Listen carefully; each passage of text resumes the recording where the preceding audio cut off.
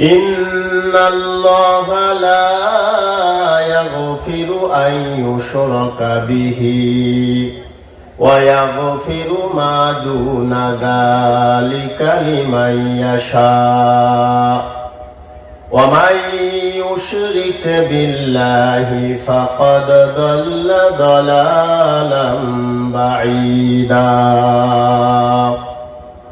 وقال النبي عليه الصلاة والسلام الكبائر الإشراك بالله. صدق الله المولانا العظيم وصدق رسوله النبي الكريم ونحن على ذلك من الشاهدين والشاكرين والحمد لله رب العالمين. اللهم صل على سيدنا ونبينا وشفيعنا وحبيبنا ومولانا محمد صلى الله عليه وعلى آله وأصحابه وبارك وسلم. سبحانك لا علم لنا إلا ما علمتنا إنك أنت العليم الحكيم.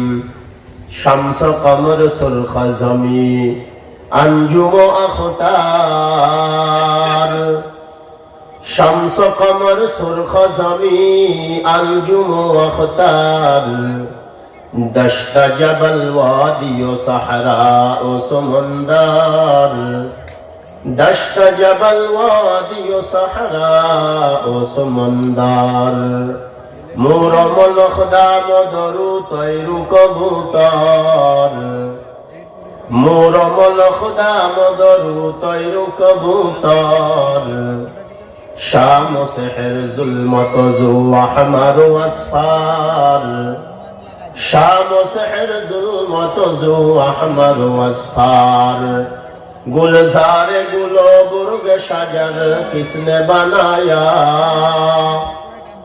गुलजार गुलो बुर्ग शजर जिसने बनाया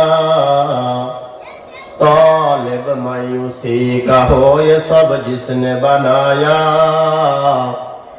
तालिब मायूसी का हो ये सब जिसने बनाया ला इलाहा इल्लल्लाह ला इलाहा इल्लल्लाह मोहब्बत संगे बोली ला इलाहा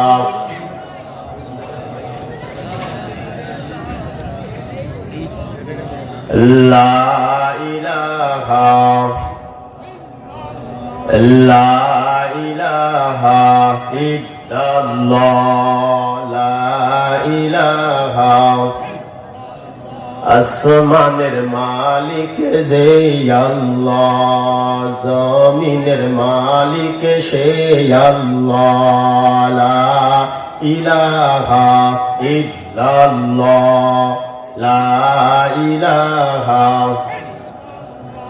লা ইলাহা লা ইলাহা ইল্লাল্লাহু মুহাম্মাদুর রাসূলুল্লাহ। সকলে বলি সাল্লাল্লাহু আলাইহি ওয়াসাল্লাম সাল্লাল্লাহু আলাইহি ওয়াসাল্লাম সাল্লাল্লাহু আলাইহি ওয়াসাল্লাম।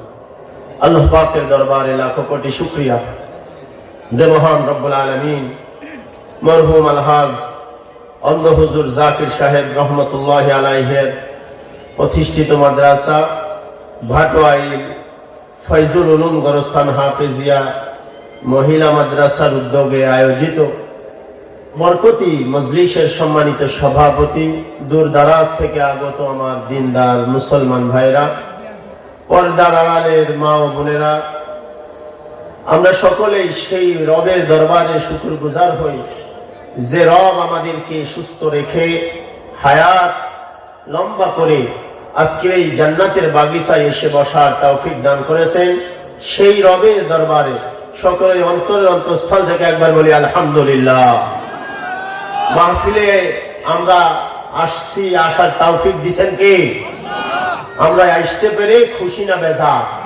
জোরে বলেন, খুশি না বেজার? আলহামদুলিল্লাহ। অনেক মানুষ আসছে কিন্তু এই মজলিসে বসার মতন তৌফিক হয় নাই। হয়েছে? এই মাহফিলে কি কম মানুষ আসছে? হাজার হাজার মানুষ এদিকে ওদিকে ঘোরাফেরা করতেছে, সবার বসার তৌফিক হয় নাই, আবার হবেও না। হয় নাই আবার কি হবেও না। আচ্ছা বলেন তো, এই যে চানাচুর, মুড়ি, তারপরে ভাজা, চা, আগে কোনোদিন মনে হয় দেখে নাই? যারা খাইতেছে আগে দেখে নাই কোনোদিন? হাট বাজারে মনে হয় এগুলো ওঠে না? ওঠে না? ওঠে। মাহফিল শুনতে আসছে, বাসা থেকে জিজ্ঞাসা করছে কোথায় যাও? ভাটুয়াইল অন্ধ হুজুরের মাদ্রাসার মাহফিল হইতেছে, মাহফিলে যাই। তাহলে কি বলে আসছে? মাহফিল বলে আসছে না? খুঁজে দেখেন কে চায়ের দোকানে বসে গল্প করতেছে, আছে না নাই? জোরে বলেন, আছে না নাই? আসতে পারবে না, এটা শয়তানের ওয়াদা। কার ওয়াদা? ইবলিস শয়তান আল্লাহকে ওয়াদা করে আসছে, ভালো রাস্তার মোড়ে মোড়ে থেকে থেকে আপনার বান্দাদেরকে আমি জাহান্নামে ঢুকাবো। নাউজুবিল্লাহ বলেন। শয়তান আল্লাহর সঙ্গে ওয়াদা করে আসছে। আল্লাহ পাক আমাদেরকে শেষ পর্যন্ত বসে কোরআন ও হাদিসের আলোচনা শোনার তৌফিক দান করুন। যে ভাইরা এখনো আসতে পারে নাই, আসার তৌফিক দান করুন। সকলেই বলেন আমিন। মুহতারাম হাজিরিন, আমি যতটুকু সময় আলোচনা করব, আমি চেষ্টা করব একটা নির্দিষ্ট বিষয়ের উপর আলোচনা করতে। যেহেতু নির্দিষ্ট বিষয়ের উপর আলোচনা করব, আলোচনার বিষয়টা বলে দিলে আলোচনা শুনতে বুঝতে আপনাদের জন্য সহজ হবে। আমার আজকের আলোচনার বিষয় হলো ঈমান কাকে বলে, ঈমান ভঙ্গের কারণ। দুইটা এক বিষয়ে দুইটা টপিকস। কি বললাম? ঈমান কাকে বলে আর ঈমানটা ভঙ্গ হয় কিসের দ্বারা। তাহলে আমার আলোচনার বিষয় বুঝছেন? ওযু ভাঙ্গার কারণ আছে না নাই? রোজা ভাঙ্গার কারণ আছে না নাই? আছে না? সব কিছু, নামাজ ভঙ্গের কারণ আছে না নাই?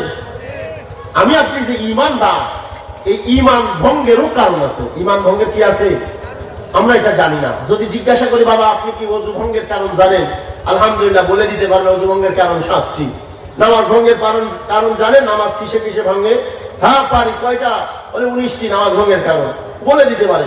কিন্তু জিজ্ঞাসা যদি করা হয়, নামাজ ভঙ্গের কারণ জানেন, ওযু ভঙ্গের কারণ জানেন, যেটা সবচাইতে দামি, যে জিনিসটা না হলে একজন মানুষ জান্নাতি হতে পারে না, যে জিনিসটা না হইলে তাকে মুসলমান বলা যায় না, যে জিনিসটা না হইলে নবীর খাঁটি উম্মত বলা যায় না, ওই জিনিসটার নাম কি?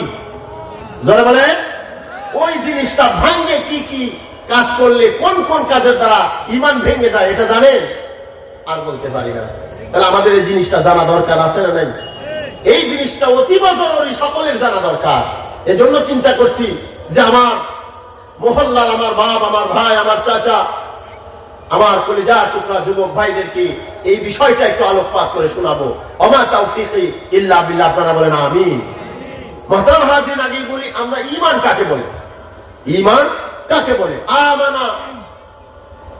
ঈমান, ঈমান শব্দের অর্থ হলো, শাব্দিক অর্থ হলো বিশ্বাস। ঈমান শব্দের শাব্দিক অর্থ কি? বিশ্বাস।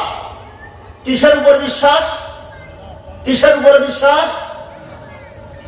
নবী সাল্লাল্লাহু আলাইহি ওয়াসাল্লাম হাদিসের জায়গায় জায়গায়, কোরআনে পাকের মধ্যে আল্লাহ পাক রব্বুল আলামিন জায়গায় জায়গায়, এক জায়গায় নয়, ভিন্ন ভিন্ন জায়গায় আল্লাহ পাক রব্বুল আলামিন যে আলোকপাত গুলো করছেন, কিসের উপর বিশ্বাস স্থাপন করলে, কিসের উপর ঈমান আনলে, বিশ্বাস করলে, কোন জিনিসের উপরে বিশ্বাস আনলে ঈমানদার বলবে, ঈমান আনা বলবে, এই জিনিসগুলো ছড়ানো ছিটানো।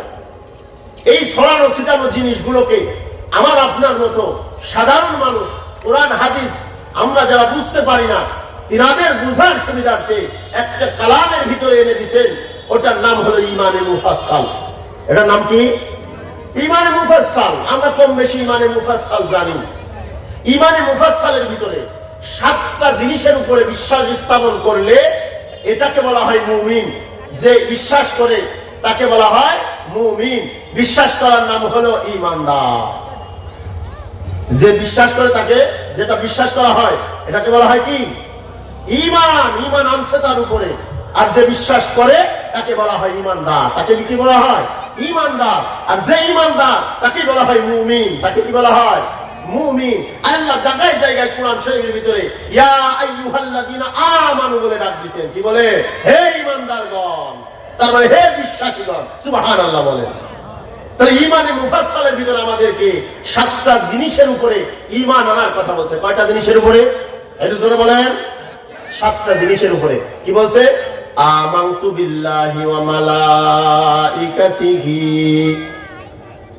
আমানতু বিল্লাহি ওয়া মালাইকাতিহি ওয়া কুতুবিহি ওয়া রুসুলিহি ওয়াল ইয়াউমিল আখিরি ওয়াল কদরি খাইরিহি ওয়া শাররিহি মিনাল্লাহি তাআলা ওয়াল বা'সি বা'দাল মাউত। এটা আমরা পারি তো? যারা পারি না তারা শিখে নিব ইনশাআল্লাহ বলেন। আল্লাহ বলতেছেন 7 বিষয়ের উপর ঈমান আনতে হবে। 1 নাম্বার হলো আমি এই কথা স্বীকৃতি দিতেছি, স্বীকার করে নিতেছি, আমানতু আমি ঈমান আনলাম বিল্লাহ আল্লাহর উপরে। কার উপরে? তাহলে 1 নাম্বার হলো কার উপর ঈমান আনতে হবে? মুসলমান জোরে আওয়াজ করতে হবে। এখন কি গরমকাল না শীতকাল? তাহলে শীতের ভিতরে গাও ঘামলে মজা বেশি, শীত লাগলে কষ্ট লাগে, দলা মুসরা হয়ে থাকা লাগে। তাহলে আমি যদি একটু বীরের মতো, মুসলমান বীরের জাতি, মুসলমান কিসের জাতি? বীরের মতো যদি একটু বলি, তাহলে আমার গায়ের থেকে শীত চলে যাবে, অলস চলে যাবে, শয়তান দূরে পালাবে ইনশাআল্লাহ বলেন। তাহলে আওয়াজ জোরে জোরে দিবেন তো। 1 নাম্বার আমানতু বিল্লাহি, হে আল্লাহ আমি ঈমান আনলাম আল্লাহর উপর। আল্লাহর উপরে। কার উপরে? তাহলে 1 নাম্বার হলো আল্লাহর উপরে ঈমান আনতে হবে। ঈমান মানে কি বললাম? বিশ্বাস। ঈমান মানে কি? বিশ্বাস। আল্লাহর উপরে কি বিশ্বাস করব? আল্লাহ এক। আল্লাহ কয়জন? যারা বলেন কুল হুয়াল্লাহু আহাদ। আল্লাহ বলেন আল্লাহ এক ও একক। আল্লাহর কোন শরীক আছে? আল্লাহর কোন শরীক আছে? আল্লাহ বলতেছেন কুল হুয়াল্লাহু আহাদ আল্লাহুস সামাদ লাম ইয়ালিদ ওয়া লাম ইউলাদ ওয়া লাম ইয়াকুল লাহু কুফুয়ান আহাদ। আল্লাহু আকবার বলেন। আমার বান্দারে, ইয়া রাসূলুল্লাহ, ইয়া হাবিবাল্লাহ, আমার বান্দাদেরকে জানাই দিন আল্লাহু আহাদ। আল্লাহ কয়জন? আল্লাহ এক, একক। আল্লাহর কোনো শরীক নাই। আল্লাহর কোনো শরীক আছে?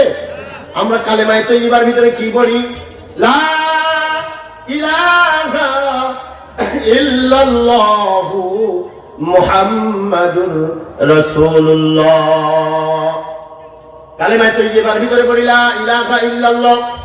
বাবা আদম আলাইহিস সালাতু ওয়াস সালাম থেকে যত নবী ও রাসূল দুনিয়ায় আল্লাহ পাক রব্বুল আলামিন পাঠাইছিলেন, সমস্ত নবীদের একটা কমন দাওয়াত ছিল, মেন দাওয়াত ছিল লা ইলাহা ইল্লাল্লাহ, লা ইলাহা ইল্লাল্লাহ।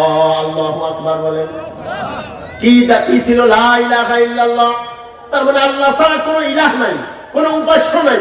আল্লাহ হলেন এক, আল্লাহর কোন, আল্লাহ অদ্বিতীয়, আল্লাহর কোন শরীক নাই।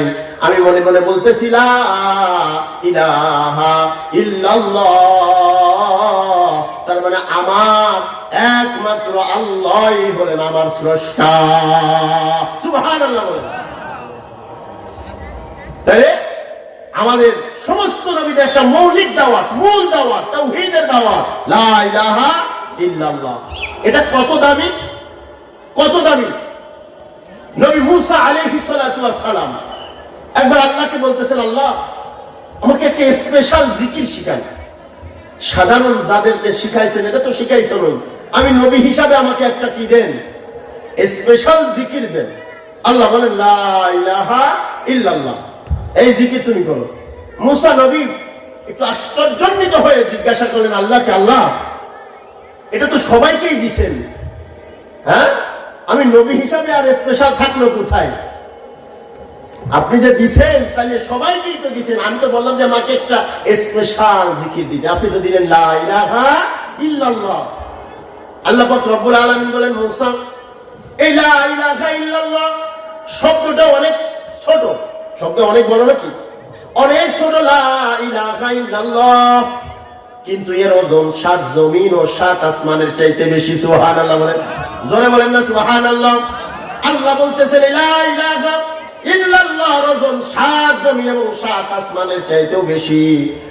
কালেমায়ে তাইয়্যিবা লা ইলাহা ইল্লাল্লাহ, এটা যদি তুমি কোন কাগজে লিখে একটা পাল্লার ভিতরে দাও, আর 7 জমিন 7 আসমান যদি অপর পাল্লায় দাও, আল্লাহ মুসা নবীকে বলতেছেন লা ইলাহা ইল্লাল্লাহর পাল্লা ভারী হয়ে যাবে। তার মানে যদি কারোর ভিতরে লা ইলাহা ইল্লাল্লাহ থাকে, আর জমিনের একটা টাকার মালিকও যদি সে না হয়, আল্লাহর কথা অনুযায়ী গোটা দুনিয়ার সম্পদ যদি কারোর কাছে থাকে, আর তার ভিতরে যদি লা ইলাহা ইল্লাল্লাহ না থাকে, সে সারানার দাম আল্লাহর কাছে তার নাই। সম্পদ গোটা দুনিয়ার মালিক সে, কিন্তু ভিতরে কি নাই? লা ইলাহা ইল্লাল্লাহ নাই। তার মানে তার চালানার দাম আল্লাহর কাছে নাই। আর যার কাছে লা ইলাহা ইল্লাল্লাহ আছে, অথচ 7 পয়সার মালিকও না, 7 পয়সার মালিকও না, আল্লাহর কাছে সে কেমন দামি? বলে 7 আসমান 7 জমিনের চাইতেও সে বেশি দামি। সুবহানাল্লাহ বলে। এজন্য লা ইলাহা ইল্লাল্লাহ, আল্লাহ ছাড়া কোনো ইলাহ নাই। 1 নাম্বার বিশ্বাস হলো আমানতু বিল্লাহি, আমি ঈমান আনলাম কার উপরে? আল্লাহ এক। আল্লাহকে দেখা যায়? আল্লাহকে না দেখেই চিনতে হয়। আল্লাহকে না দেখে কি করতে হয়? যালিকাল কিতাব, কোরআনের একেবারে শুরুতে আল্লাহ বলছেন আলিফ লাম মিম, যালিকাল কিতাবু লা রাইবা ফীহি হুদাল লিল মুত্তাকিন আল্লাযীনা ইউমিনুনা বিল গায়ব আল্লাযীনা ইউমিনুনা বিল গায়বি ওয়া ইউকিমুনাস সালাতা ওয়া মিম্মা রাযাকনাহুম ইউনফিকুন। আল্লাহু আকবার বলেন। আল্লাহ বলতেছেন মুত্তাকি কারা, মুমিন কারা, যালিকাল কিতাবু লা রাইবা ফীহি হুদাল লিল মুত্তাকিন। কুরআনটা হলো মুত্তাকিনদের জন্য হেদায়েত। সুবহানাল্লাহ বলেন। এই মুত্তাকি কারা? আল্লাহ বলেন আল্লাযীনা ইউমিনুনা বিল গায়ব, যারা গায়বে বিশ্বাস করে, যারা অদৃশ্য জিনিসের উপরে ঈমান আনে। যে জিনিসগুলোর কথা আমার হাবিব তাদের কাছে বলছে যে আল্লাহকে দেখা যায় না, কিন্তু এক বলে কেউ যদি স্বীকার করে নাই, তাহলে সে প্রকৃতপক্ষে মুমিন। তাহলে আমরা যদি মানি যে আল্লাহ এক, তাহলে আমরা কি মুমিন? জোরে বলে আমরা মুমিন। তাহলে আমাদের 1 নাম্বার মুমিনের 1 নাম্বার ঈমান আনবো কার উপরে? আল্লাহর উপরে। আমানতু বিল্লাহি ওয়া মালাইকাতিহি। 2 নাম্বার ঈমান হলো আমি ঈমান আনলাম ফেরেশতাগণের উপরে। কার উপরে? ফেরেশতাদের দেখা যায়? আমরা দেখছি, কিন্তু নবীজির মুখে শুনছি তো ঈমান আনছি ফেরেশতা আছে। বড় বড় 4 জন ফেরেশতা আছে, হযরত আজরাইল, হযরত মিকাইল, হযরত জিবরাইল, হযরত ইসরাফিল আলাইহিস সালাম। আছে না নাই? এই যে 4 জন বড় বড় ফেরেশতা, 4 জনের 4টা দায়িত্ব আল্লাহ ভাগ করে দিয়েছেন। এই 4 জনের দায়িত্বের জন্য হাজার হাজার 9 লাখ লাখ ফেরেশতা আল্লাহ বানাই দিয়েছেন। সুবহানাল্লাহ বলেন। কত ফেরেশতা আল্লাহ বানাইছেন? বাইতুল মুকাদ্দাস আল্লাহর ঘর, কাবা ঘর, এই কাবা বাইতুল্লাহ, কাবার বরাবর সোজা একটা মসজিদ আছে আসমানের উপরে, 7 আসমানের উপরে বাইতুল মামুর। নাম কি? বাইতুল মামুর। ওটা হলো ফেরেশতাদের নামাজের ঘর। সুবহানাল্লাহ বলেন। নবীজি বলেন এই বাইতুল মামুরের মধ্যে 1 ওয়াক্ত নামাজ পড়ে 70,000 ফেরেশতা। কত হাজার ফেরেশতা? 70,000 ফেরেশতা 1 ওয়াক্ত নামাজ আদায় করে, এই নামাজ আদায় করে বের হয়ে যাওয়ার পরে দ্বিতীয়বার কিয়ামত পর্যন্ত এই 70,000 আর কোনোদিন চান্স পাবে না। তাহলে ফেরেশতার সংখ্যা কত এবার বুঝলেন? 70,000 এক ওয়াক্ত নামাজ পড়ে বের হয়ে গেলে আর কিয়ামত পর্যন্ত এই দল আর চান্স পাবে না। নতুন আর 70,000, যোহরে 70, আসরে 70, মাগরিবে 70,000, এশায় 70,000, এইভাবে করে চলতে থাকবে কিয়ামত পর্যন্ত, কিন্তু ফেরেশতা দ্বিতীয়বার আর চান্স পাবে না। তাহলে সংখ্যা কত? তাহলে আমাদেরকে দ্বিতীয় নাম্বার কিসের উপর ঈমান আনতে হবে? ফেরেশতাদের উপর ঈমান আনতে হবে। আমরা ফেরেশতা মানি তো ইনশাআল্লাহ? 2 নাম্বার হলো ফেরেশতা। ফেরেশতার উপর ঈমান আনলাম। আমানতু বিল্লাহি ওয়া মালাইকাতিহি ওয়া কুতুবিহি। আল্লাহ আসমান থেকে 104 খানা কিতাব নাযিল করেছেন। কয়খানা? আসমানি কিতাব কয়খানা ধরে বলেন? 104 খানা কিতাব। তার ভিতরে বড় বড় কিতাব হলো 4টা। বড় কিতাব কয়টা? কুরআন, তাওরাত, জাবুর, ইনজিল। কুরআন, তাওরাত, জাবুর, ইনজিল। 104 খানা কিতাবের ভিতরে বড় বড় 4 খানা কিতাব আল্লাহ নাযিল করেছেন। এই 104 খানা কিতাবের উপরে আমরা ঈমান আনলাম। তাহলে ঈমান আনার 3 নম্বর পাইলাম। কয় নম্বর? কি সেটা? কিতাবের উপরে ঈমান আনা। সব কিতাব বিকৃত হওয়ার আগ পর্যন্ত আমরা এই কথা বিশ্বাস করি যে এটা আল্লাহর পক্ষ থেকে আসছিল, কুরআন আসার পরে পিছনের সব কিতাব বাতিল। কুরআন আসার পরে পিছনের সব কিতাবে, সকল কিতাবের হুকুম আহকাম রহিত হয়ে গেছে কুরআনের মাধ্যমে। সুবহানাল্লাহ ওয়া বিহামদিহি। তাহলে আমরা এমন কুরআন পেয়েছি যে কুরআন হলো আমাদের সংবিধান, যে কুরআন হলো আমাদের পথ চলার বাতি। সুবহানাল্লাহ বলেন। কিয়ামত পর্যন্ত দুনিয়া পরিচালিত হবে এই কুরআন দিয়ে। বলেন না সুবহানাল্লাহ। এই কুরআন আসার পরে আগের সব কিতাবের, সকল কিতাবের হুকুম আহকাম যা ছিল সব বাদ। এখন মানতে হবে একমাত্র কুরআন। তাহলে আমরা পাইলাম কয় নাম্বারটা? 3 নাম্বার। অকুতুবিহি। 4 নাম্বার হলো ওয়া রুসুলিহি। আমরা সমস্ত নবী ও রাসূলগণের উপর ঈমান আনলাম। জিনারা আসছেন কুরআনের ভিতরে 25 জন নবীর কথা আসছে, আর জিনাদের কথা আসে নাই লক্ষাধিক নবী ও রাসূল। আল্লাহ পাক এই জমিনে তিনার বান্দাদেরকে সঠিক পথে চলার জন্য, উম্মতের রাহনুমাই করার জন্য আল্লাহ পাক রব্বুল আলামিন নবী ও রাসূল প্রেরণ করেছেন। সকল নবীর উপরেই আমরা কি করলাম? ঈমান আনলাম। সকলেই আল্লাহর পক্ষ থেকে প্রেরিত। এই কথা মানতে কারণ কষ্ট হয়? এই নবীদের ধারা শেষ হয়েছে আমাদের নবী মুহাম্মদুর রাসূলুল্লাহ সাল্লাল্লাহু আলাইহি সাল্লামের মাধ্যমে। আল্লাহ পাক বলেন যে মুহাম্মদুর রাসূলুল্লাহ হলেন কি? শেষ নবী। মুহাম্মদ রাসূলুল্লাহ কি? শেষ নবী। এই নবীর পরে আর কোন নবী, জোরে বলেন, আর কোন নবী আসবে? আর কোন নবী আসবে না। নবীজি নিজেই বলেন আনা খাতামুন নাবিয়্যিন লা নাবিয়্যা বা'দি। আমি হলাম শেষ নবী, আমার পরে আর কোন নবী নাই। সুবহানাল্লাহ। একদল আছে নবীকে নবী মানে কিন্তু শেষ নবী মানে না। একদল আছে নবীকে নবী মানেই না। যারা মানে না তাদের ঈমান নাই, তারা বেঈমান, তারা কাফের। কয় নাম্বার গেল? 4 নাম্বার। আমানতু বিল্লাহি ওয়া মালাইকাতিহি ওয়া কুতুবিহি ওয়া রুসুলিহি ওয়াল ইয়াউমিল আখির। আমাদের এই মরণের পরে, এই জীবনের শেষ হওয়ার পরে, এই জিন্দেগি শেষ হয়ে আমরা কবরে যাই কি যাই না? কবরের পরে আমাদেরকে আবার উঠাবে। এজন্য কবর দেওয়ার সময় আমরা কি করি? মিনহা খালাকনাকুম ওয়া ফিহা নুঈদুকুম ওয়া মিনহা নুখরিজুকুম তারাতান উখরা। মিনহা খালাকনাকুম ওয়া ফিহা নুঈদুকুম ওয়া মিনহা নুখরিজুকুম তারাতান উখরা। জানাই দেয়া হইতেছে ও বান্দা, আল্লাহ আমাকে জানাই দিতেছে, মেসেজ দিয়া জানাই দিতেছে, মিনহা খালাকনাকুম, তোমাকে এই মাটি দিয়া তৈরি করেছি। আমাদেরকে কি দ্বারা সৃষ্টি করেছেন? বাবা আদম আলাইহিস সালাতু ওয়াস সালামকে সরাসরি মাটি দিয়া, আর আমাদেরকে মাটির ওয়াসিতা দিয়া। মানে আমার বাবা এই মাটির থেকে উৎপাদিত ফসল খাইছেন, খাইছে কিনা? ধান খাইছে মাটির থেকে উৎপাদিত, গম খাইছে রুটি দিয়ে, হ্যাঁ, যা কিছু খাইছে সব উৎপাদিত হয় কোথায়? এই সরাসরি মাটি না দিয়ে তৈরি করলেও আকার ইঙ্গিতে আল্লাহ হাবিব বিশ্বনবী রাহমাতাল লিল আলামিন বলেন, বাবা আদম আলাইহিস সালাতু ওয়াস সালামকে আল্লাহ সরাসরি মাটি দিয়ে তৈরি করছেন। আর তোমাদেরকে সরাসরি না বানাইলেও ওই যে মাটি থেকে আমাদেরকে বানাইছে, মাটির দ্বারা যা যা সৃষ্টি হয় এগুলো খাইয়েই তো আমাদের শক্তি পয়দা হয়। এগুলো পয়দার কারণেই তো আমরা আমাদের সন্তান দুনিয়ায় আনতে পারছি। এই দিক থেকে আমরা মাটির তৈরি। এজন্য আল্লাহ বলতেছে মিনহা খালাকনাকুম, তোমাদেরকে মাটি থেকে তৈরি করছি, ওয়া ফিহা নুঈদুকুম, এবং মাটির ভিতরেই তোমাদেরকে যেতে হবে, ওয়া মিনহা নুখরিজুকুম, আর এই মাটির থেকে তোমাদেরকে আমি আল্লাহ উঠাবো তারাতান উখরা। একটা সময় আসবে যে সময় সবাইকে কিয়ামতের ময়দানে আল্লাহ কুম বলে ডাক দিবেন আর সমস্ত মানুষ দাঁড়ায় যাবে। সুবহানাল্লাহি ওয়া বিহামদিহি। তাহলে এই আখিরাতের উপরে কি করা? বিশ্বাস স্থাপন করা। কেউ যদি আখিরাত না মানে ঈমান থাকবে? জোরে বলেন, ঈমান থাকবে? আমানতু বিল্লাহি ওয়া মালাইকাতিহি ওয়া কুতুবিহি ওয়া রুসুলিহি ওয়াল ইয়াউমিল আখির ওয়াল কদরি খায়রিহি। ভালো মন্দ কার থেকে আসে? জোরে বলেন, ভালো আর মন্দ যা কিছু হয় সব কিছু করেন কে? ওয়াল কদরি খায়রিহি ওয়া শাররিহি মিনাল্লাহি তাআলা। ভালো মন্দ যা কিছু হয় সব আল্লাহর পক্ষ থেকে। কার পক্ষ থেকে?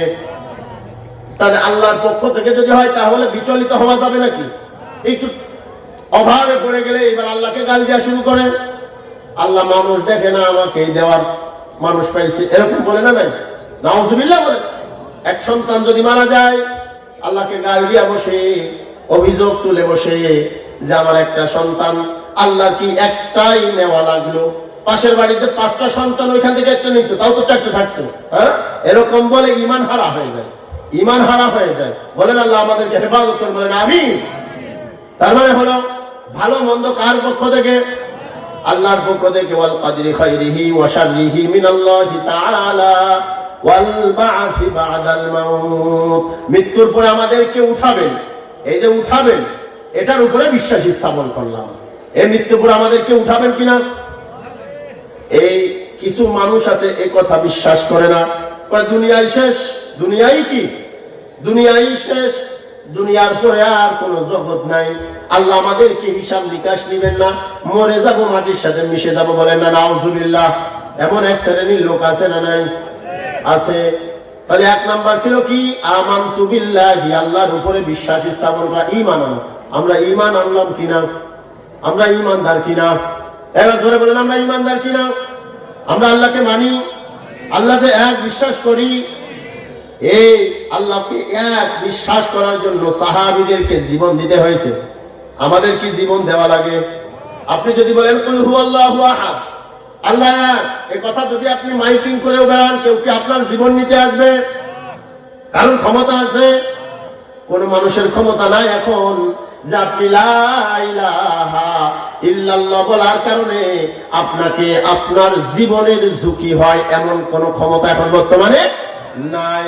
কিন্তু সাহাবীরা এই ঈমানের উপর অটল থাকার জন্য লা ইলাহা ইল্লাল্লাহ পড়ে দেওয়ার পরে লা ইলাহা ইল্লাল্লাহর উপরে অটল থাকার জন্য তিনাদেরকে জীবন পর্যন্ত দিতে হয়েছে। হয়েছে কি হয় নাই?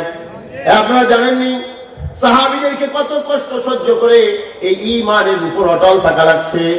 হযরতে আম্মার ইবনে ইয়াসির রাদিয়াল্লাহু তাআলা আনহু, হযরতে ইয়াসির রাদিয়াল্লাহু তাআলা আনহু, হযরতে সুমাইয়া রাদিয়াল্লাহু তাআলা আনহা, এই মা আর বাবা আর একটা মাত্রই সন্তান। তার মানে হলো মা, বাবা আর সন্তান। সন্তান হলো আম্মার রাদিয়াল্লাহু তাআলা আনহু, আর পিতা হলো হযরতে ইয়াসির রাদিয়াল্লাহু তাআলা আনহু, আর মা হলেন হযরতে সুমাইয়া রাদিয়াল্লাহু তাআলা আনহা।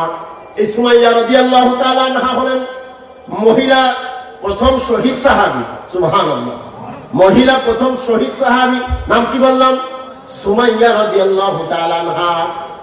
আর যুবকদের ভিতরে অল্প বয়স্ক, তাফসীরের কিতাবের ভিতরে আসছে, হাদিসের ভিতরে আসছে, আম্মার রাদিয়াল্লাহু তাআলা আনহুর বয়স তখন 17-18। কত বছর? 17-18 বছরের আম্মার রাদিয়াল্লাহু তাআলা আনহু, উনারা ইসলাম ধর্ম গ্রহণ করে নিছেন, পড়ে নিছেন লা ইলাহা ইল্লাল্লাহু মুহাম্মাদুর রাসূলুল্লাহ। এই খবর মক্কার পাড়ায় পাড়ায় হয়ে গেল। মক্কার আবু জাহেলের কান পর্যন্ত পৌঁছে গেল যে সুমাইয়া ইসলাম ধর্ম গ্রহণ করে নিয়েছে। এবার সুমাইয়া রাদিয়াল্লাহু তাআলা আনহাকে রাস্তার মধ্যে পাইছে, তো ধরে ফেলছে, ওই সুমাইয়া দাঁড়াও দাঁড়াও দাঁড়াও, তুমি নাকি ঈমান আনছো, আল্লাহর উপরে ঈমান আনছো, বিশ্বাস করছো, লা ইলাহা ইল্লাল্লাহর উপরে তুমি নাকি বিশ্বাস স্থাপন করছো। সুমাইয়া রাদিয়াল্লাহু তাআলা আনহা বলেন, হ্যাঁ, আমি মুহাম্মাদুর রাসূলুল্লাহর চরিত্রে আকৃষ্ট হইয়া, মুহাম্মাদুর রাসূলুল্লাহর কথায় পাগল হইয়া বাপ দাদার পুরাতন এই সমস্ত বানোয়াটি ধর্ম ছেড়ে একমাত্র সঠিক ধর্ম ইসলাম ধর্ম গ্রহণ করে নিয়েছি। হযরতে সুমাইয়া রাদিয়াল্লাহু তাআলা আনহাকে ওই যে আবু জাহেল উম্মাহ সাইবা কারা ঠেকাইছে, আর বলে, তুমি মহিলা মানুষ, শোনো সুমাইয়া, তুমি যদি আমাদের বাপ দাদার ধর্মে ফিরে না আসো, তোমাকে কিন্তু বেইজ্জতি করা হবে। নাউজুবিল্লাহ বলেন। বলে, তোমরা যত শাস্তি দাও না কেন, যত বেইজ্জতি আমাকে করো না কেন, আমি সুমাইয়া যে কালেমা পড়েছি লা ইলাহা ইল্লাল্লাহু মুহাম্মাদুর রাসূলুল্লাহ, ওই কালেমার থেকে আমি সুমাইয়া এক বিন্দু সরব না। সুবহানাল্লাহ। মহিলা মানুষের ঈমান কত মজবুত, কত মজবুত ঈমান নিয়ে বড় বড় কাফের নেতাদের সামনে বলতেছে, আমি ঈমান থেকে সরব না, আমার জীবন যায় যাক। বলেন না সুবহানাল্লাহ। সুমাইয়া রাদিয়াল্লাহু তাআলা আনহাকে বলতেছে, শোনো সুমাইয়া, তুমি যদি ইসলাম থেকে সরে না আসো, মক্কার যুবকদেরকে ডেকে যুবকদের সামনে তোমার গায়ের কাপড় খুলে নেওয়া হবে। নাউজুবিল্লাহ বলেন। সুমাইয়া রাদিয়াল্লাহু তাআলা আনহা বলেন, তোমরা যা করবা করো, আমার দ্বারা মুহাম্মাদুর রাসূলুল্লাহর হাতে যে কালেমা পড়েছি ওই কালেমার থেকে সরা সম্ভব না। বা সন্তান আম্মারকে ডাকছে, ওই আম্মার এদিকে আসো, তোমার মা যে মুসলমান হয়েছে জানো? আম্মার রাদিয়াল্লাহু তাআলা আনহু ডাক দিয়ে বলেন, জি আমি জানি, শুধু আমার আম্মা মুসলমান হয়েছে তা নয়, আমি আম্মারও ইসলাম ধর্ম গ্রহণ করে নিয়েছি।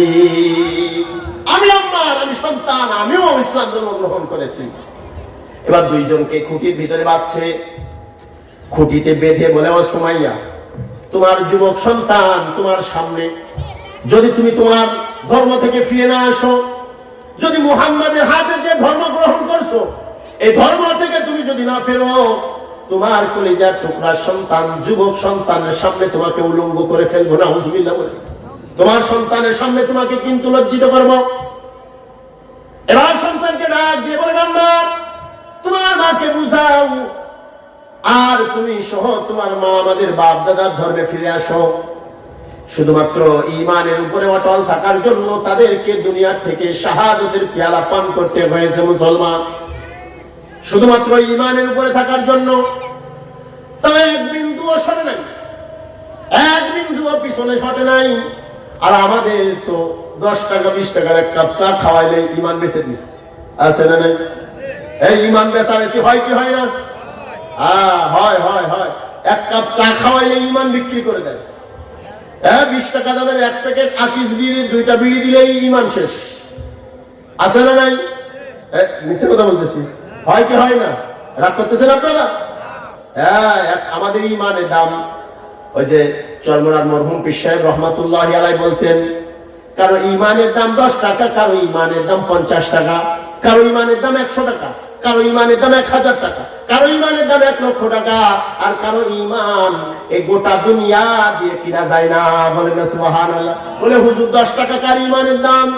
বলে একজন মানুষ পথ দিয়ে যাইতেছে, হঠাৎ করে দেখছে 10 টাকা পড়ে আছে, সে যদি ওই 10 টাকার লোভ না সামলাইতে পারে, ওই 10 টাকা নিয়ে যদি পকেটে ভরে, তার মানে বুঝতে হবে তার ঈমান ওই 10 টাকা দাম, ঈমানের দাম কত?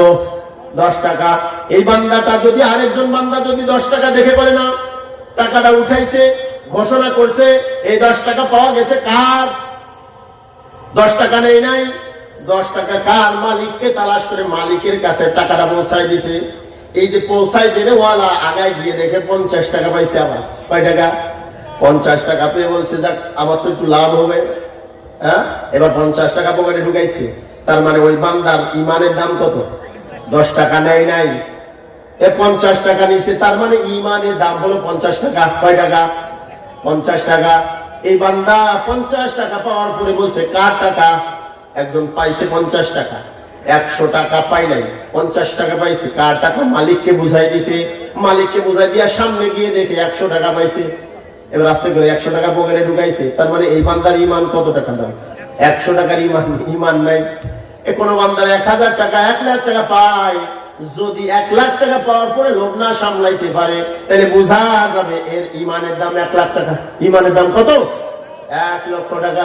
এইভাবে কোন কোন মানুষের ঈমান এমন বেশি মজবুত, এত বেশি মজবুত, দুনিয়া থেকে নিজের জীবনটা বিলাই দিবে, তো ঈমান বিক্রি করবে না। বলেন না সুবহানাল্লাহ। গোটা দুনিয়ার সম্পদ যদি তার পায়ের গোড়ায় দিয়ে দেওয়া হয়, এক বিন্দু ঈমান থেকে পিছনে হটবে না। সুবহানাল্লাহ বলেন। এই হযরতে আম্মার রাদিয়াল্লাহু তাআলা আনহু এবং তার মা হযরতে সুমাইয়া রাদিয়াল্লাহু তাআলা আনহা সামনে বেঁধে রাখছে। তাফসীরের কিতাবের ভিতরে আসছে, হাদিসের ভিতরে আসছে যে সন্তানের সামনে মাকে যখন বলছে, তুমি যদি ইসলাম থেকে না সরে আসো, তোমার গায়ের পোশাক মক্কার যুবকদের সামনে খুলে নেওয়া হবে। নাউজুবিল্লাহ বলেন। মক্কার যুবকদেরকে ডাকা হলো, আর বারবার বলা হইতেছে, সুমাইয়া রে এখনো সময় আছে, ইসলাম থেকে সরে আসো, তোমাকে ছেড়ে দিব, সম্মানের সাথে ছাড়বো, বেইজ্জতি করব না। সন্তানকে ডাক দিয়ে মা বলে, ও আমার কলিজার টুকরা সন্তান, এরা আমার যা করে করুক, আমার যা হয়ে যায় হোক, ও আম্মার আমার কলিজার টুকরা সন্তান, আমার যত কষ্টই হোক না কেন তুমি কিন্তু ঈমান থেকে এক বিন্দু সরবে না। সুবহানাল্লাহ। মা সন্তানকে বলতেছে, বুঝতেছে তাদেরকে একটা কিছু করবে, এমন অবস্থায় মা সন্তানকে বলে, সন্তান রে, ঈমান থেকে এক বিন্দু সরবি না, আমি মার যা হবার তা হয়ে যা। কারণ কি জানেননি? মা বলতেছে, আমি দেখতেছি এই মৃত্যুর পরে আমার জন্য জান্নাত অপেক্ষা করতেছে। সুবহানাল্লাহ বলেন। আসমানের ফেরেশতারা আমাকে ডাকতেছে, আহলান সাহলান মারহাবান ইয়া সুমাইয়া। আসমানের জান্নাতের দরজাগুলো আল্লাহ খুলে দিছে। ও আমার সন্তান, আমাকে রাজা করে করুক, কিন্তু ঈমান থেকে সরবি না। সুবহানাল্লাহ বলেন। এবার এক এক করে মায়ের গায়ের পোশাকগুলো খুলতেছে। নাউজুবিল্লাহ বলেন। মক্কার যুবকদের সামনে, নিজের কলিজার টুকরা যুবক সন্তানের সামনে মায়ের গায়ের পোশাক খুলে নিতেছে, মায়ের গায়ের জামাটা খুলে নিতেছে, আর বারবার বলতেছে, সুমাইয়া রে, এখনো সময় আছে, ইসলাম ছাড়, তোকেও আমরা ছেড়ে দেব। নাউজুবিল্লাহ। সুমাইয়া বারবার চিন্তা করতেছিল, ছোট্ট সন্তান, মায়ের এমন করুণ অবস্থা দেখে ঈমান ছেড়ে না দেয়। মায়ের এমন করুণ অবস্থা দেখে, মায়ের শরীরে কাপড় নাই, এমন অবস্থা দেখে আমার ছোট্ট সন্তানটা নাকি ঈমান থেকে সরে যায় নাকি, সেই ভয় পাইতেছে। আর বারবার বারবার সন্তানকে বলতেছে, সন্তান রে, ও কলিজার টুকরা সন্তান, এরপরে আমার তোমার জন্য জান্নাত অপেক্ষা করছে। ঈমান থেকে সরবানা, ঈমান থেকে সরবানা, ঈমান থেকে সরবানা। এক এক করে সমস্ত গায়ের পোশাক খুলে নেওয়া হলো। যে কাপড়টা খুলতেছিল না, কিতাবের ভিতরে আসছে, গায়ে ওই কাপড় অংশ টান মেরে মেরে ছিঁড়তেছে। নাউজুবিল্লাহ। পুরা শরীর উলঙ্গ করে ফেলছে। সন্তান ঈমান থেকে সরে না। সুমাইয়া রাদিয়াল্লাহু তাআলা আনহা ঈমান থেকে সরে না। সুবহানাল্লাহ বলেন। কত মজবুত ঈমান! একবার যে পড়ছে আমানতু বিল্লাহ, আর পড়ছে লা ইলাহা ইল্লাল্লাহু মুহাম্মাদুর রাসূলুল্লাহ। আল্লাহু আকবার বলেন। সুমাইয়া রাদিয়াল্লাহু তাআলা আনহাকে বারবার বলতেছে, এখনো সময় আছে। যখন পোশাক খুলে ফেলছে, তারপরেও যখন দেখে ঈমান থেকে সরে না, তখন এবার পাঠাইছে তিনার স্বামী হযরত আম্মার রাদিয়াল্লাহু তাআলা আনহুর পিতাকে ডাকার জন্য হযরত ইয়াসির রাদিয়াল্লাহু তাআলা আনহুকে। ইয়াসির রাদিয়াল্লাহু তাআলা আনহুকে ডাকছে, বলছে, তোমার স্ত্রী যে মুসলমান হয়েছে তুমি কি জানো? বলছে, হ্যাঁ আমি জানি। তোমার সন্তানও যে মুসলমান হয়েছে তুমি কি জানো? বলে, জি আমি জানি। বলে, তারা শুধু মুসলমান হয়েছে তা নয়, আমি ইয়াসির রাদিয়াল্লাহু তাআলা আনহু ইসলাম ধর্ম গ্রহণ করে নিয়েছে। আল্লাহু আকবার। আমরা তিনজনই আমরা মুসলমান হয়ে গেছি। সুবহানাল্লাহ বলেন। বলে, শোনো, তোমার স্ত্রীকে বুঝাও, তোমার সন্তানকে বুঝাও, ইসলাম ছাড়তে বলো, আমরা তাদেরকে ছেড়ে দিব। নাউজুবিল্লাহ। ইসলাম ছাড়তে হবে, তা না হলে তাদেরকে মরতে হবে। হযরত ইয়াসির রাদিয়াল্লাহু তাআলা আনহু কঠোর, বলে, যা করবা করো, কাফের সম্প্রদায়, তোমাদের যা করার করো, কিন্তু আমরা কেউ ঈমান ছাড়বো না। আল্লাহু আকবার। একবার ঈমান আনছে তো ঈমান পাকা হয়ে গেছে। আর আমাদের ঈমান তো একবার আসে আর যায়, সকালে আসে তো বিকালে যায়। এর কোন কথার কারণে ঈমান ভেঙে যায়, কোন কাজের কারণে ঈমান ভেঙে যায় আমরা জানি না। কোন আমলের কারণে, কিছু নেকির কাজ মনে করে, অথচ ওই কাজের দ্বারা ঈমান চলে যায়। নেকির কাজের কারণে কি করে মনে করে এই কাজ করলে নেকি সওয়াব, অথচ ওই কাজটাই কি ঈমান ভঙ্গের কারণ, আমরা বুঝি না। তাহলে ঈমান ভঙ্গের কারণ জানা দরকার আছে না নাই? এবার হযরত আম্মার রাদিয়াল্লাহু তাআলা আনহু ওনাকে খুঁটিতে পাচ্ছে। হযরত ইয়াসির রাদিয়াল্লাহু তাআলা আনহু ওনার পিতাকেও বাঁচছে।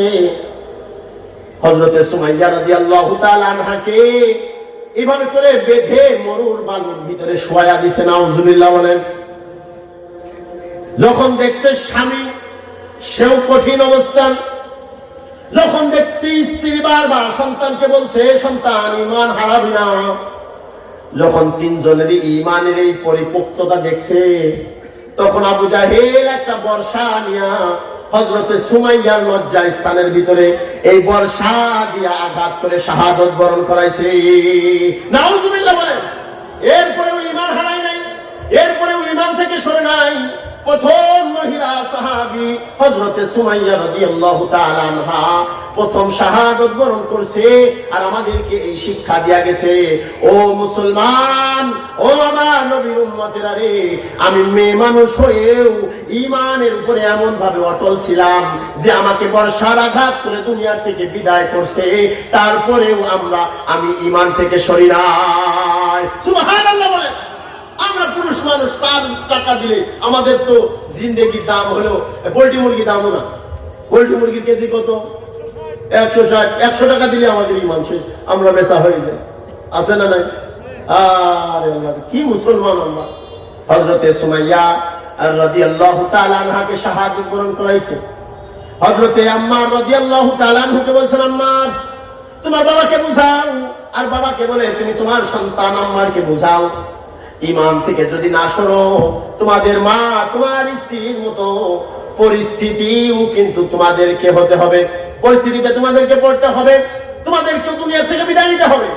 হযরত ইয়াসির রাদিয়াল্লাহু তাআলা আনহু দায়িত্বহীন ভাষায় বললেন, ও আবু জাহেল, ও উতবা, ও শাইবা, তোমরা মক্কার ক্ষমতাবান হতে পারো, কিন্তু শোনো, এই গোটা দুনিয়ার সব বাদশাহ যিনি, তিনি কে? সেই আল্লাহর উপরে ঈমান আনছি তো আনছি, একবারের জন্য ঈমান আর ছাড়বো না। এরা বুঝছে ঈমান ছাড়বে না। এ কারণে হযরত আম্মার রাদিয়াল্লাহু তাআলা আনহুর পিতা হযরত ইয়াসির রাদিয়াল্লাহু তাআলা আনহুকে 2 পায়ে শক্ত করে 2টা দড়ি বাঁধছে।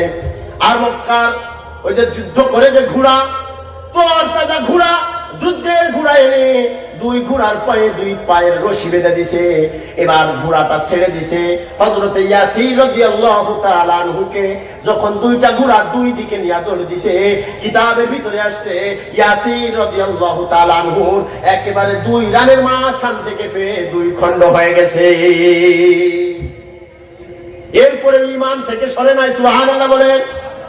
এরপরে ঈমান থেকে সরে নাই, জোরে বলেন সুবহানাল্লাহ। ও মুসলমান, আমরা যে ইসলাম পাইছি, আমরা যে মুসলমানিত্ব পাইছি, এটা মামা বাড়ির মুয়ার মতো পাইছি। কিসের বাড়ির মুয়ার মতো? মামা বাড়ির মুয়া কেউ যদি খায়, নানি বাড়ি গেছে, যায় দেখে যে বয়ামের ভিতরে মুয়া বানাই রাখছে। কে রাখছে, কেন রাখছে দেখা দেখি নাই, খাইয়ে ফেলছে। কেউ জিজ্ঞাসা করবে, মনে তুই খাইলি কা? কেউ জিজ্ঞাসা করবে না, কারণ ওইটা ওর মামা বাড়ি। আমরা মুসলমান হয়েছি তো মামা বাড়ির মুয়ার মতো। আমাদের উপরে কোনো নির্যাতন আসে নাই, আমাদের উপরে কোনো অবিচার অত্যাচার আসে নাই। সাহাবীদের উপরে যেমন নির্যাতন আসছে, অমন নির্যাতন যদি একজনের উপরে আসে, আমার মনে হয় গ্রামের সবাই ইসলাম ছেড়ে দিবে। কথা ঠিক কিনা? তারপরে এমন ইমানদার আমাদের হতে হবে, ওই সুমাইয়া রাদিয়াল্লাহু তাআলা আনহার মতো ইমানদার, ইনশাআল্লাহ বলেন। হযরতে ইয়াসির রাদিয়াল্লাহু তাআলা আনহুর মতো ইমানদার আমাদের হতে হবে। ইয়াসির রাদিয়াল্লাহু তাআলা আনহুকে 2 ঘোড়ায় পা বেঁধে ছেড়ে দিছে।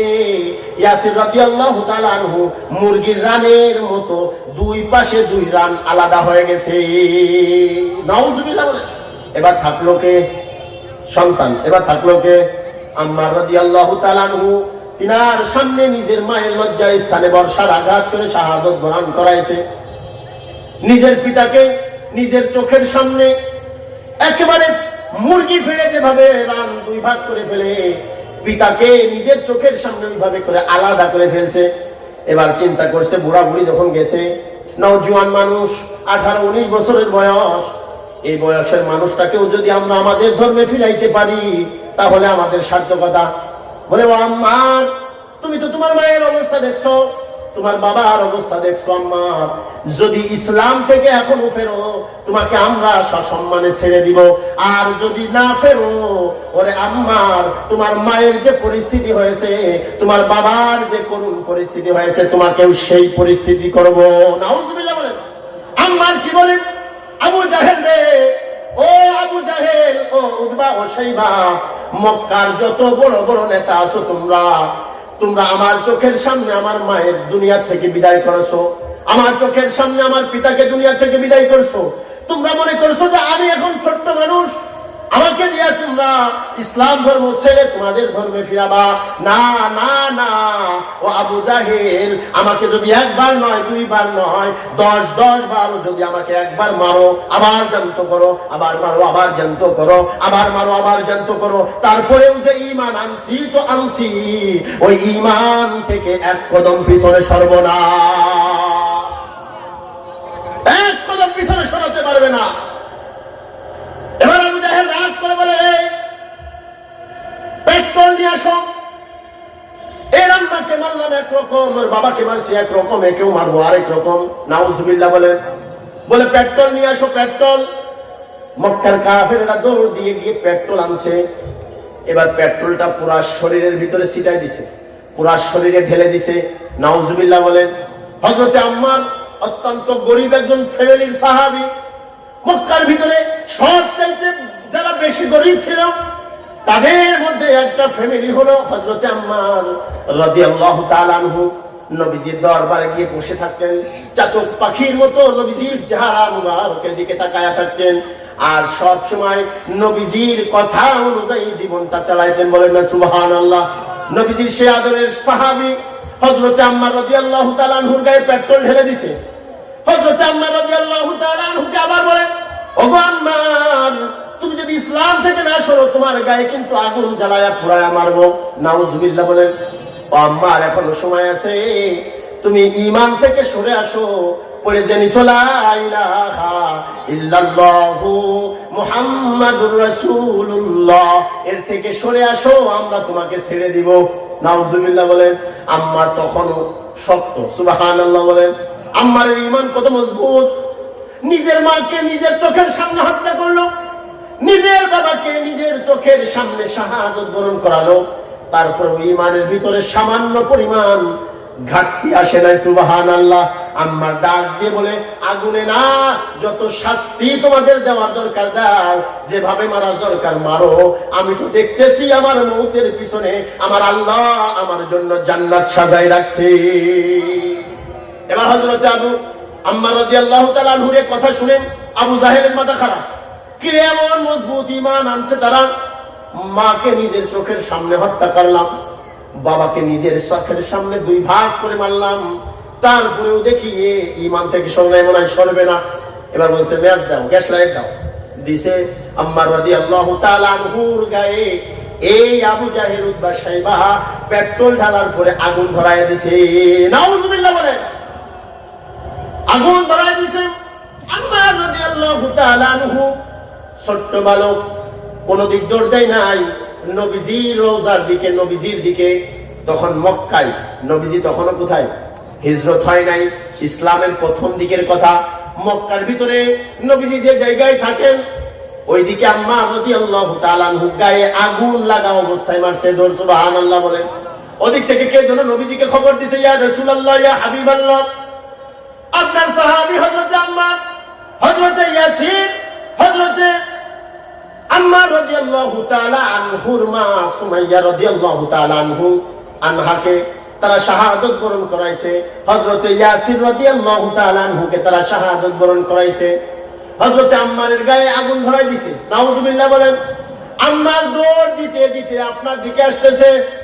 নবীজি এ কথা শুনে কিতাবের ভিতরে আসছে, নবীজি অত জোরে কোনোদিন দৌড়ান নাই, এত পরিমাণ জোরে দৌড়াইছেন, এত জোরে দৌড় দিছেন।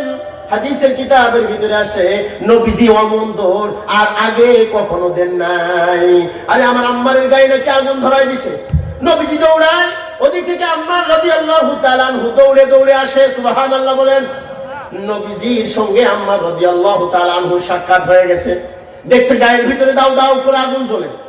নবীজি আগুনকে দেখে সাথে সাথে বলছেন, ইয়া নারুকুনি বারদাও ওয়া সালামান আলা আম্মারিন কামা কুনতি আলা ইব্রাহিম। আল্লাহু আকবার বলেন। নবীজি হযরত আম্মার রাদিয়াল্লাহু তাআলা আনহুর গায়ে আগুন দেখার সঙ্গে সঙ্গে আগুনকে ধমক দিয়ে বলতেছেন, ইয়া নার, ও আগুন, ইয়া নার, ইয়া নার বারদাও ওয়া সালামান আলা আম্মারিন। আল্লাহু আকবার বলেন। ও ওরে আগুন, আল্লাহ পাক রব্বুল আলামিন হযরত ইব্রাহিম আলাইহিস সালাতু ওয়াস সালামকে আগুনে দেওয়ার পরে তোমাকে যে বলছিল কুলনা ইয়া নারু কুনি বারদাও ওয়া সালামান আলা ইব্রাহিম, তুমি যে সেই সময় ইব্রাহিম আলাইহিস সালাতু ওয়াস সালামের জন্য ঠান্ডা হয়ে গিয়েছিলে, আরামদায়ক হয়ে গিয়েছিলে, ইয়া নারু কুনি বারদাও ওয়া সালামান আলা আম্মারিন। আল্লাহু আকবার।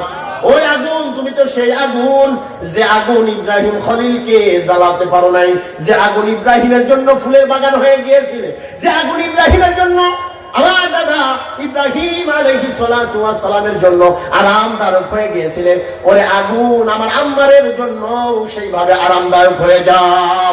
আল্লাহু আকবার। আমার আম্মারের জন্য সেভাবে ঠান্ডা হয়ে যাও।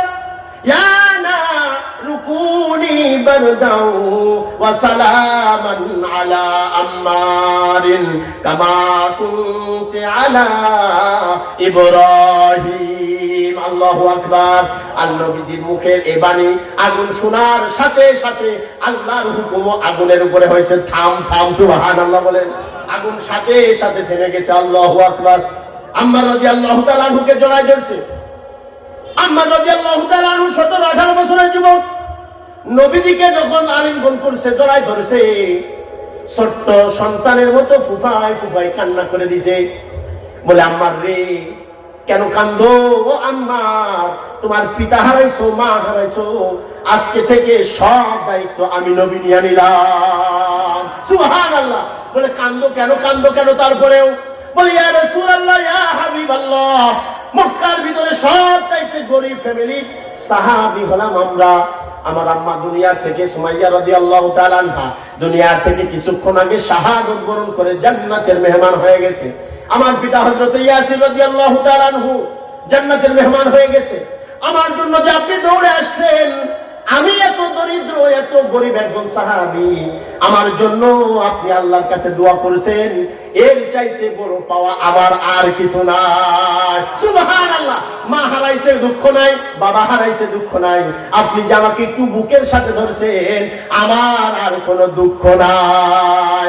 নবী তুমি আমার হয়ে যাও। সবাই বলেন না, নবী তুমি আমার হয়ে যাও, রাসূল তুমি আমার হয়ে যাও, নবী তুমি আমার হয়ে যাও, রাসূল তুমি আমার হয়ে যাও, তুমি আমার আমি তোমার, তুমি আমার আমি তোমার, একবার কথা দাও। আল্লাহু আকবার।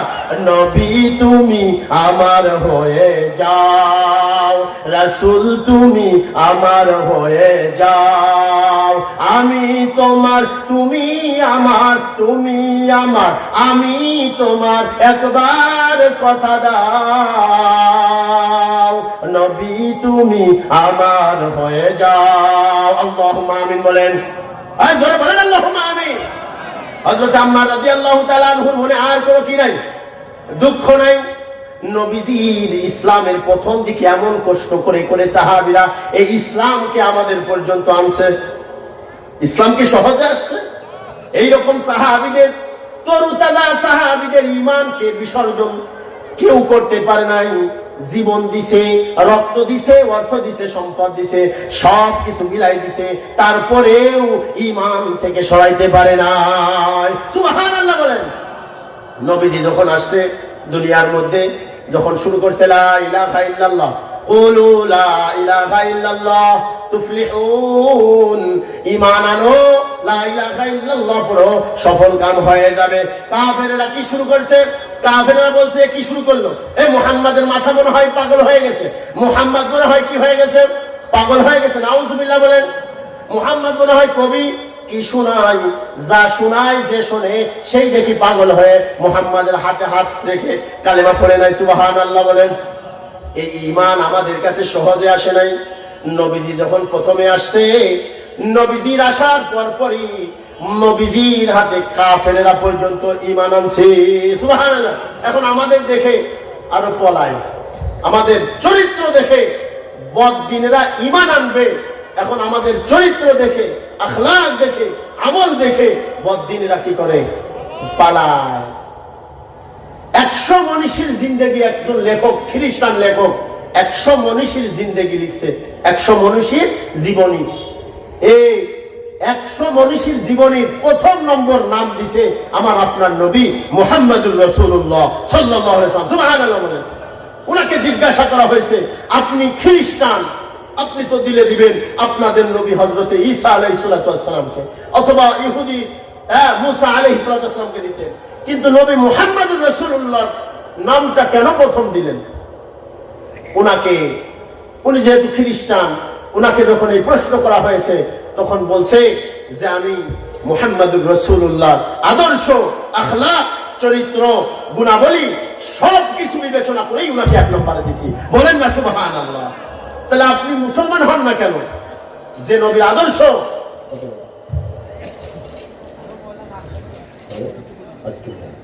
যে নবীর আদর্শ দেখে, আদর্শ পেয়ে মানুষ ইসলাম ধর্ম গ্রহণ করছে, বলছে এখন মুসলমানের ভিতরে সেই নবীর আদর্শ, আখলাক, চরিত্র কিছু নাই, যে ওই নবীর আদর্শ দেখে আমি 1 নম্বরে নাম উঠাইছিলাম, এখন উম্মতের অবস্থা দেখে আমি আর ঈমান আনি না।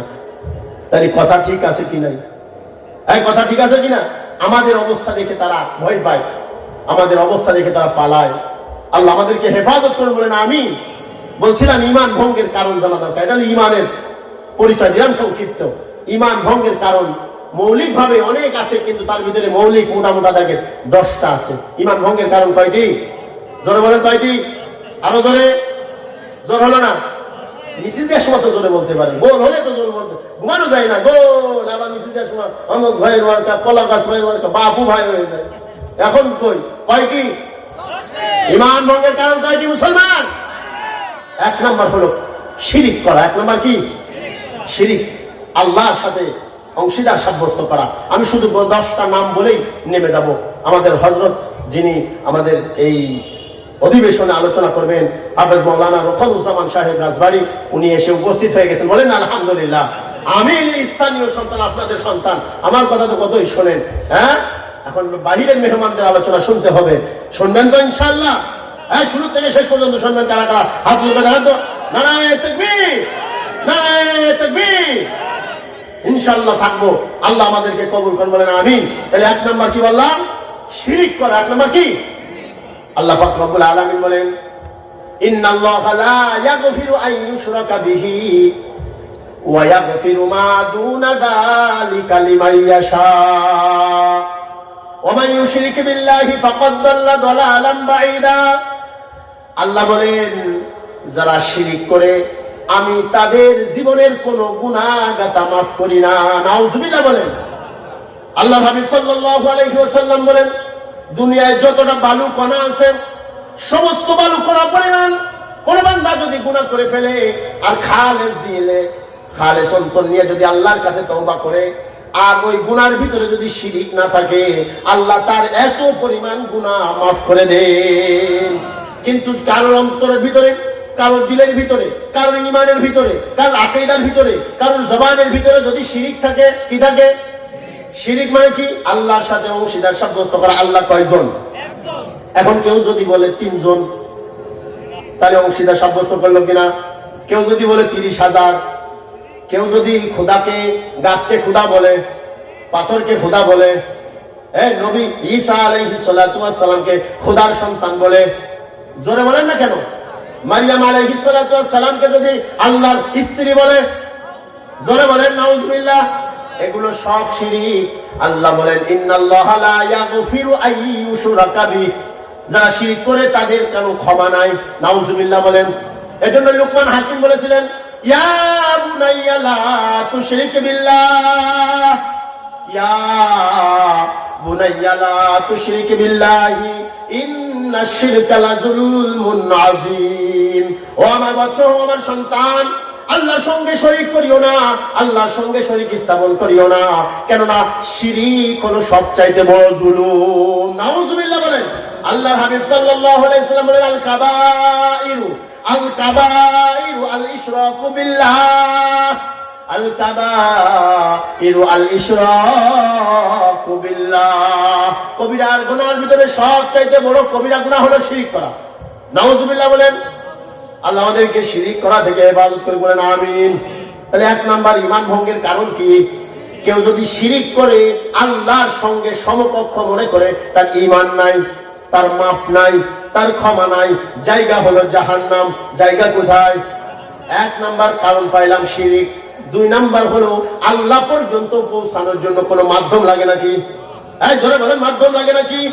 কেউ যদি আল্লাহ পর্যন্ত পৌঁছানোর জন্য মাধ্যম ধরে খাজা বাবার কাছে যায়, ন্যাংচা বাবার কাছে যায়, বদনা বাবার কাছে যায়, কেউ যদি মূর্তির পূজা করে, কেউ যদি পাথরের পূজা করে, এই তোমরা এ করো কেন? এরা আমাদেরকে আল্লাহ পর্যন্ত পৌঁছায় দিবে। নাউজুবিল্লাহ বলেন। এই আল্লাহ পর্যন্ত পৌঁছানোর জন্য কোনো মাধ্যম লাগে না। কেউ যদি মাধ্যম অবলম্বন করে সে শিরক করলো, সে তার ঈমান হারালো। নাউজুবিল্লাহ বলেন। তাহলে ঈমান হারানো দুই নাম্বার হলো কি? মাধ্যম অবলম্বন করা। কি অবলম্বন করা? মাজারে গিয়ে বলে, বাবা সন্তান হয় না, একটা সন্তান আল্লাহর জন্য, আল্লাহর কাছে একটু চায়া দেন। তাহলে মাধ্যম অবলম্বন করছে কিনা? মাধ্যম অবলম্বন করছে কিনা? তাহলে এই যে মাধ্যম অবলম্বন করছে, ঈমান হারা হয়ে যাবে। তিন নাম্বার হলো কোন কাফেরকে কাফের মনে না করা। এই দেখেন, কোন কাফেরকে কাফের মনে না করা। তিন নাম্বার, এই কাদিয়ানীরা কি? জোরে বলেন। কারণ তারা কাফের। আল্লাহ বলেন, মা কানা মুহাম্মাদুন আবা আহাদিন মির রিজালিকুম ওয়ালাকিন রাসূলুল্লাহি ওয়া খাতামান নাবিয়্যিন ওয়া কানা আল্লাহু বিকুল্লি শাইইন আলিমা। আমাদের নবী হলো শেষ নবী। জোরে বলেন, কোন নবী? শেষ নবী। কাদিয়ানীরা নবী মানে কিন্তু শেষ নবী মানে না। তার মানে কাদিয়ানী কি? জোরে বলেন, কাফের। কাদিয়ানী কি?